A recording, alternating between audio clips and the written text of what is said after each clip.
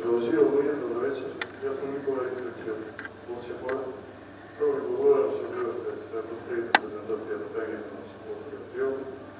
Надејам се дека времето кое што ќе минеме заедно ќе ни донесе нов вид на древното Овче поле.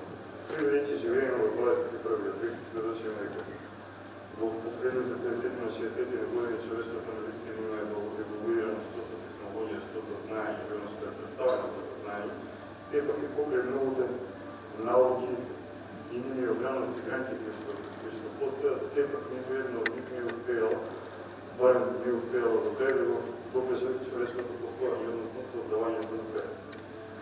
Доаѓам од Овче поле каде што има многу легенди за тоа како настанала земјата, како бил правен релефот на земјата, како биле создадени звездите, за кои што старите ги кажуваат и ден денес. Затоа што имаме ДНК од нашите предци, имаме веројатно нешто што во нашиот мозок што може да ни ги отклучи тие сеќавања од минатото. Па не само преку преданијата, приказните и расказите на оно што многу често ни било досадно кога го зборувале старите, така и преку активирање на делови од нашата свест, односно протекувањето на несвесното на свесното, можеме да знаеме многу работи, не само за самите себе, туку и за регионот во кој што живееме, преку информациите кои што ги имаме во гените од нашите предци, кои што ги писувале на истите тие простори. Зошто го кажав ова? Дел сум веќе 2 години од меѓународен научен тим, мултидисциплинарен, Super Beneficiaries Group, SBRG, под раководството на професор Паоло де Берторис од Трст, Италија, под покровителство на Отделот за медицински науки во Универзитетот во Трст, Италија. Овој научен тим е еден од првите кои што има помогнато да се оформи релативно новата научна гранка археоакустика и работи со неинвазивни методи, односно недеструктивно, без пуштање на никакви вибрации, струи и сигнали кои што би можеле да влијаат на подземните води, но и на живиот свет под земјата, туку со слушање на силни микрофони, со слушање на вибрациите кои што доаѓаат од самата земја, кога целото тој звук ќе се искомбинира со добените резултати од инфрацрвените и ултразвучните мерења и на тоа ќе се додаде спектарот на скаларните бранови од Никола Тесла, кои што се добиваат нивниот потенцијал на местото се добива преку специјалните Тесла-метри кои што ги користиме, преку обработка на сите тие податоци во лабораторија за звучно инженерство, добиваме јасен увид на оно што има под земја. Веќе 2 години научниот тим, како дополнително потврдување на резултатите кои што се добиваат од овие археоакустични мирења, користи георадар, кој што е дел од руската војна технологија и за воля на вистината на руската армија постојат 8 кои што се за слободна употреба во светот, а еден од нив е во собственост на професор Даниел Джилав од Болоња, Италија, кој што е дел од нашиот меѓународен научен тим. Ова што го гледаме позади на тумба, рит, ров, како што би сакал да го нарече некој, дали од земја или од асфалт, но на времето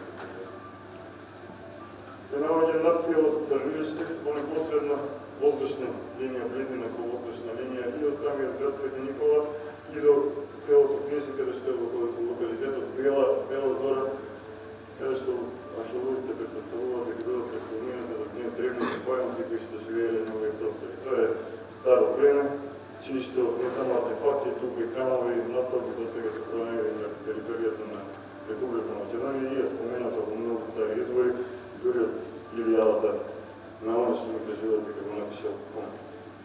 Таму се поредна страна на Тројанците.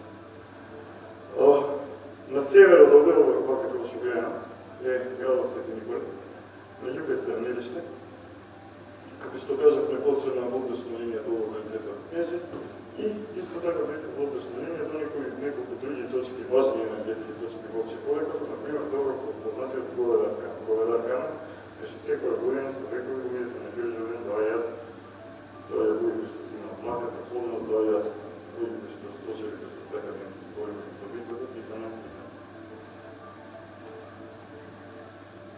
Овој геоглиф, знак кој што можеме да го видиме по елипсата, за прв пат беше споменат на телевизија во шоуто на Миренко Неделковски.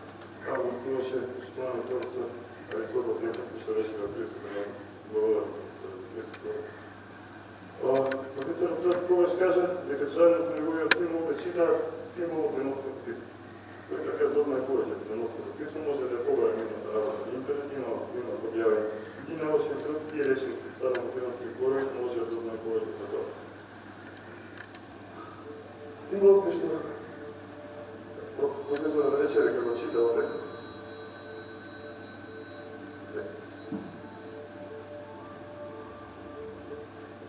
според него и неговиот научен тим кореспондира со врховниот бог на древните македонци, оно што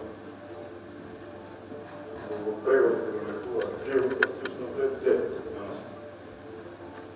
Има цел пантеон, според нивната огромен труд и работа и преку алгоритмот кој што го користат, има пронајдено не само многу стари зборови, туку и цел пантеон на божества, бројчен систем и многу други информации. Освен во тоа старо писмо, истиот овој символ успеал да го најдат на артефакти кај што и го има старо арамејското писмо, старо еврејско што го вика, на плочи од линеарната А и линеарната Б култура од Крит, на стари етруски плочи од Италија. Сите овие писма што ги спомнат, како и претходната, датираат од пред 1000 години пред нашата ера и плюс понесно. Значењето, според мене, од денешна гледна точка, немаме доволно имаме капацитет, но немаме доволно развиена свест и пристап кон животот и кон самото интересување и спознавање на природата и на древното знаење, затоа сметам дека како човечки род се уште не можеме во целост да го знаеме вистинското значење на старите символи, затоа што сепак луѓето кои што ги користеле живееле во едно друго време, во кое што за воля на вистината функционирале на различно ниво на свеста кое што ние функционираме денес. Па така, оно што денес наликуваме говори и конверзација, може би пред 3000 години воопшто не се случило на ова ниво. Што сакам да кажам, дека можеби, само можеби, пред 1000 години луѓето можеле да комуницираат со нешто различно од 5 сетила во кој што сме затворени. Откако видов дека новинари, професори, научници се интересираат за овој ред, сватих дека треба нешто да се превземе, затоа што со целото Овчеполје е еден археолошки резерват. Постојат скоро 300 потврдени на археолошката карта и скоро неколку пати повеќе непотврдени археолошки локалитети. Па така, во 2011 година решив да искомбинирам неколку мистични места, комунистични Овчеполје, како ова големиот мегалитски зид позади Богословец, нарекуван Ѓаволски зид, поведар кама до самото влизање на градот и никои други места, и тоа да го представам на еден начин кој што се разликува од шаблонот кој што го користи она што го велиме дека е современа наука, како што археологија, историја и нивните погрени, митологија, етнологија и така. Почнав да пишувам за ова место, почнав и да истражувам за ова место. Самото присуство во овој регион ми даде еден друг увид во големото Овчеполје во кое што живеам. Затоа што од овде научив, не позади Богословец, од овде научив дека окото на вистина налажат двете очи, дека оно што на нас не се гледа како тумба дивина рече дооче, односно близка далечина која што можеме да ја преминеме, сепак кога ќе се тргне пеш, не е така лесно како што изгледа, односно има огромни долови, пресушени потоци, кај што човек како загороден тешко може да излезе. Посебно ако е сам много. Почнав да пишувам за ова место, да објавам полуми и да истражувам. При една посета на Свети Николе на еден почитуван господин од Хрватска, професор Домагој Николич, имав прилика да го прошетам до зидот позади Богословец, па вечерта му покажа слика од ова место на Google Maps. И покрај оно што го имав веќе увидено и оно што го имавме како информација јавна на професорот Тентов и неговиот тим, господинот од Хрватска ме праша дали знам за звездијата Касиопеја. Јас му реков дека не знам. Тој ми излеговме надвор и ми погледнавме во Северница и ми рече, ај сега види колку што е големата мечка од едната страна на Северница, погледни на друга страна. И тогаш ми се отвори една слика и на вистина го видов вртењето на Касиопеја околу поларница, дека како што е со звездијето, ќе го видиме на слика подоцна, како што е со звездијето, ако на невисоката точка од него се повлече линија до Северница, за која што треба да ја гледаме дека секогаш фиксна, се добива една права линија, која што ја одосликува истиот овој символ кој што се наоѓа во елипса. Гледајќи ги Роберт Дувал и Граем Хенкок, како работат во Египет и како влијат на парадигмата и научната перцепција во векот во кој што живееме, многу често се ги определуваат како псевдо-научници. Било дека користат софтвери со кои што може да додат назад во времето, да се поставуваат кои што биле пирамидите или други структури, интелигентни структури од древноста, и со тоа да гледаат како небото било во тој момент поставено. Па така побарав, ете технологијата се развива на интернет, најдов неколку троаматерски софтвери со кои што можев да одам илјадници години назад и напред во времето, да се поставам каде сакам, на која сакам точка на планетата Земја, во кој сакам час точен, и да видам како небото било тогаш. Можноста за грешка овде е многу минимална и малку веројатна. Така увидов дека си реков ова чека може да е некако поврзано со Македонија. Па вратејќи го небото во годините на различни дати важни за Македонија, видов дека точно на овој геоглиф со споменатото созвездие Касиопеја стои во периодот при крајот на јули некаде од 20 јули до 23-4 јули. Во тој период е астролошкиот премин од Дракодлав, тоа според малите поместувања во календари се многу во голема мера кореспондира со египетската нова година Сириус и изливањето на реката Нил. Но во тој период е роден и Александар Македонски. Па нели ние сме Република Македонија, 25 години ни говорат како целиот светски заговор е против Македонија, бла, нели сите се против нас. А многу ретко имаме храброст да погледнеме не само на што ни е пред носот од другите, туку да се погледнеме сами во себе во огледалото и да видиме дека ние си ја почекаме работата. Тоа е моја перцепција на нештата. Па така си рекол дека колку луѓе до сега во Македонија рекоа каде е гробот на Александар Македонски, па ако ова место некако е поврзано и кореспондира со денот на неговиот роден ден, а тој умрел 40 дена пред неговиот 33-ти роден ден, би можело да се извлече некоја компаративни методи, да се извлече некоја аналогија. Професорот Домагој Николич од Научен институтот од Хрватска се заинтересира на ова нешто и ги доработи проектот кој што го почнав, односно го сработи целиот, па така со многу подобри софтвери, компјутери, успеа да го определи целото вртање на Касиопеја околу геоглифот, поставено на важни дати во македонската и светската историја. Беа објавени две емисии на Рубознаности, едната беше потраговите на древното рударство, каде што беше споменато Овчекора и конкретно геоглиф, кој беше рече дека ваква невесна стрелка несомнено заслужува многу повеќе внимание само на слика од Google Earth. Една година подоцна, 2013 ноември, беше втората емисија, насловена како Александар Македонски, во која што господин Домагој Николич јавно изнесе својата теза, пошто Република Македонија заедно со општина Свети Николе го покани на нашиот град и го прогласи за почесен граѓанин на Свети Николе.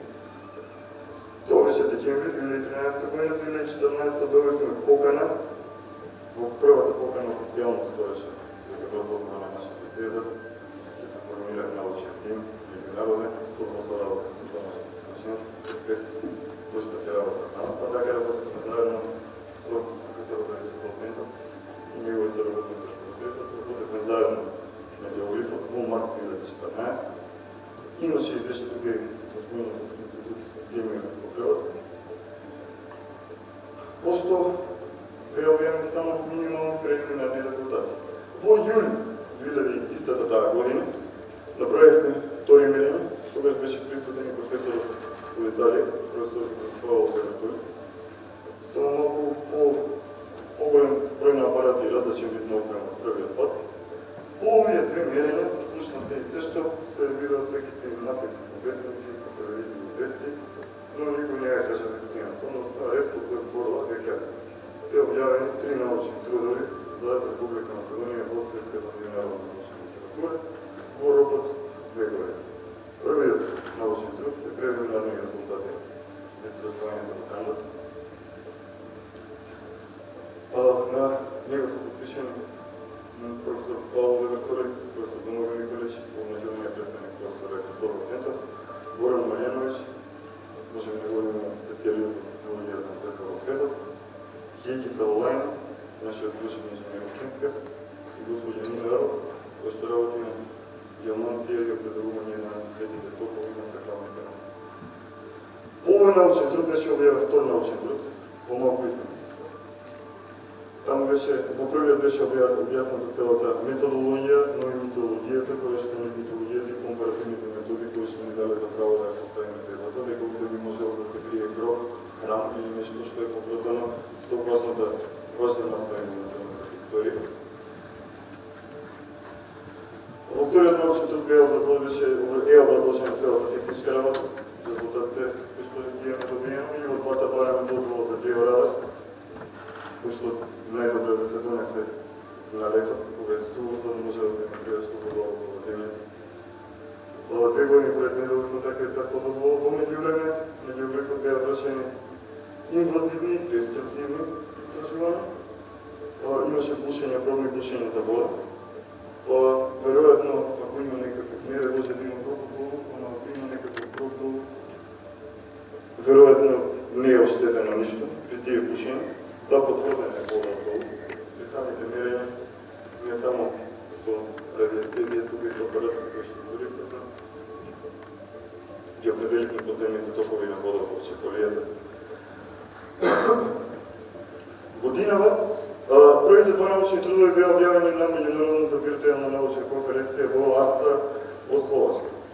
Годинава беше објавен третиот научен труд за геоглифот во Овче поле, кој што детално, концизно, јасно, прецизно и кратко го опишува, се вели, археоастрономијата на геоглифот во Канбера. Не значи архео и астрономија. Го поврзува точната символика на вратењето на Касиопеја околу небото. Овој научен труд е објавен во американски журнал Science and Anthropology.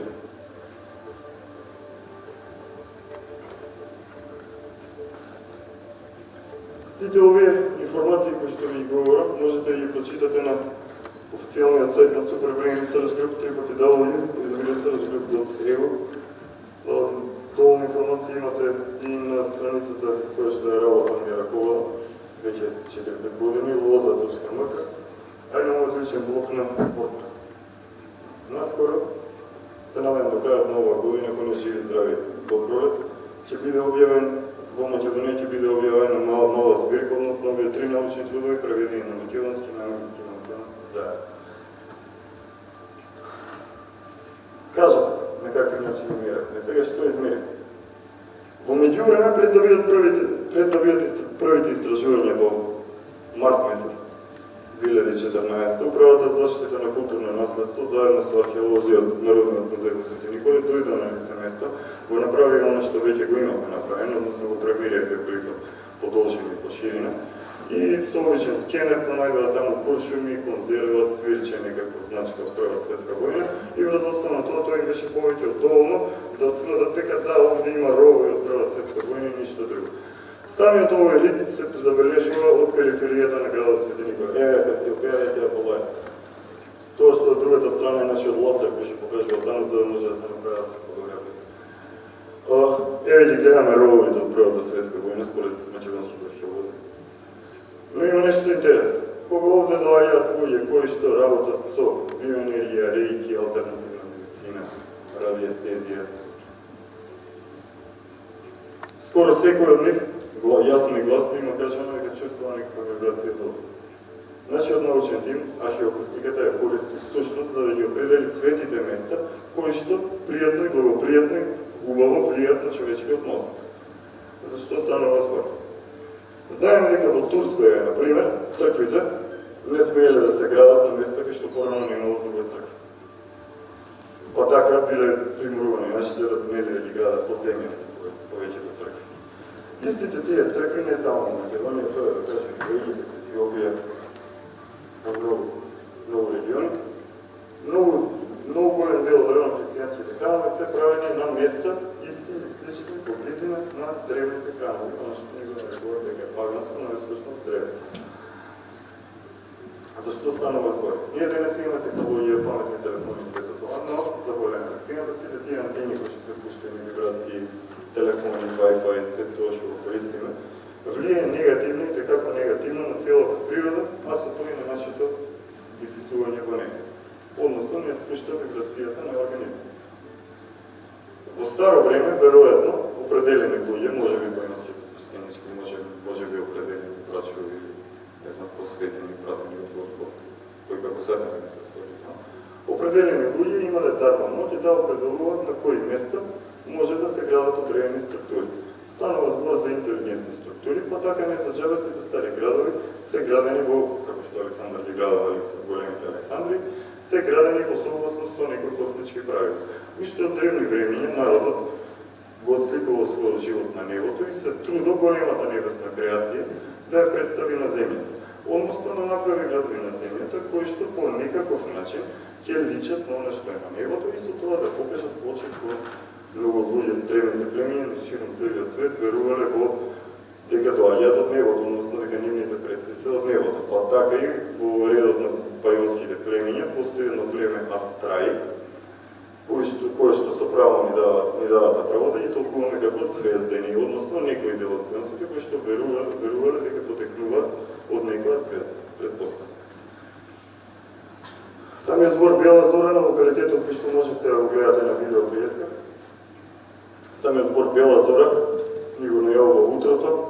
Ако направиме една паралела тоа со звезда Деница, можеме да го поврзаме верувањето на старите пагански племиња. Ова е импресивна елипса. Станува збор за грубо 97-50 метра само горе платото, на околу 350 метра на морска висина се наоѓа.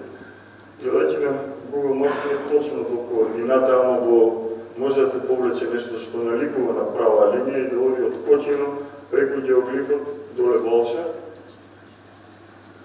Интересно е тоа што кога водите доаѓаат во Овче поле во нискиот дел на подградот и од двете страни, односно Егјулиште и од Орел од Макрешко од таму, под земја се спојуваат некаде во близина на самиот геоглиф по на исток. Се спојуваат под земја и заедно под земја како понорница од нека брегалница.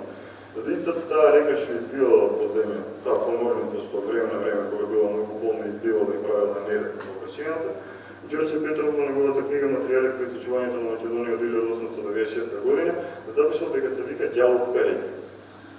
Го имаме Ѓаволскиот зид, Јован Богослов, знае катајната книга на Богомилите, врзана со Јован Богослов.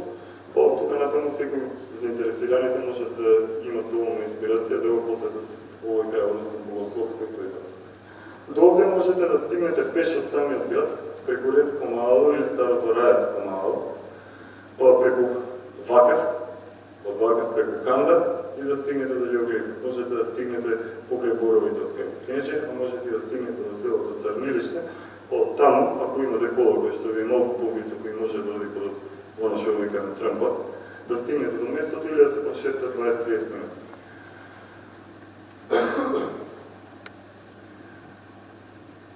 Вака го гледаме од север кон југ. Ова се фотографии од дрон, направени со младиот Дуле Јанев од фотокисот Свети Николе и неговиот Фантом 3 дрон. Другите фотографии се од авион на аеродромот Штип, кој што ги направивме заедно со другите членови од избили Срđ во 2014 година како дел од нашите истражувања. Зови го време, тоа не долеше од постојано. Местото, регионот во кој што се наоѓа и геоглиф, се нарекува Канда. Во старите извори читаме дека на тие пајански племиња имале бог на војната кој што се името му било Кандавон или Кандавон. Во нашиот јазик најблиски зборови се да Кандиса, но и Кандила. Па така, ова место, еве дека се опеја на небото, се огледало како потполно гледана слика, еве овде можете да ја видите.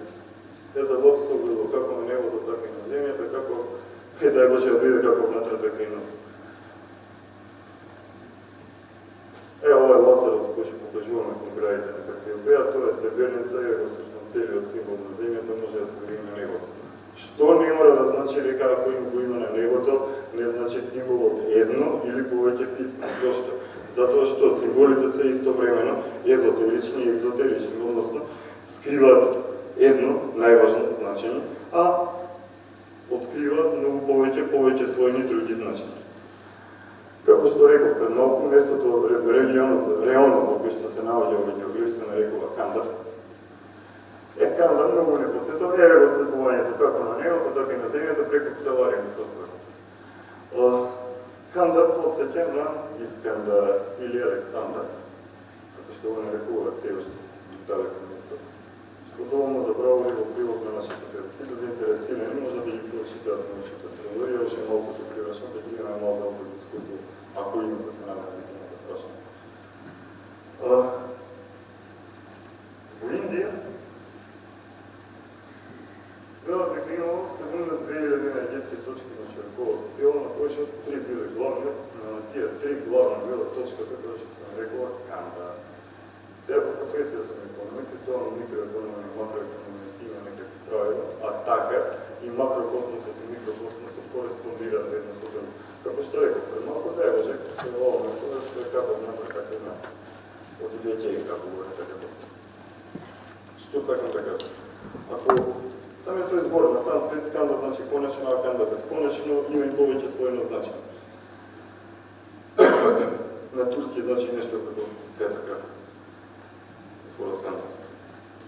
Несомнено поврзан со Искандар Александар. Ако е канда отворена на човековото тело, тогаш енергијата може правилно да протекува низ сите тие 72.000 енергетски точки, односно да работат сите чакри, нади итана, а со тоа да се во добра состојба и физичкото, и астралното, и етерното тело, а во баланс, истовремено тоа не може да биде без тоа, во баланс да се мислите и емоциите на човек.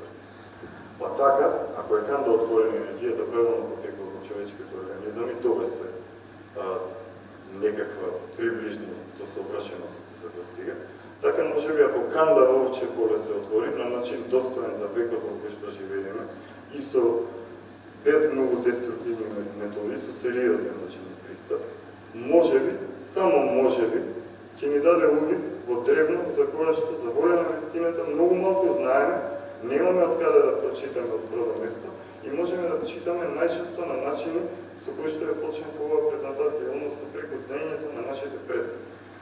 Се надевам дека во наредната година на пролет ќе ни биде одобрено барањето за георадар, па така во согласно со експертите што би ги определила Република Македонија, односно надлежните институции за тоа, Министерство за култура и управа за заштита на културно наследство, во соработка со нашиот тим, би можеле бесплатно за Република Македонија да измериме со георадар не само на геоглифот, туку и на неколку други важни локации во овче поле.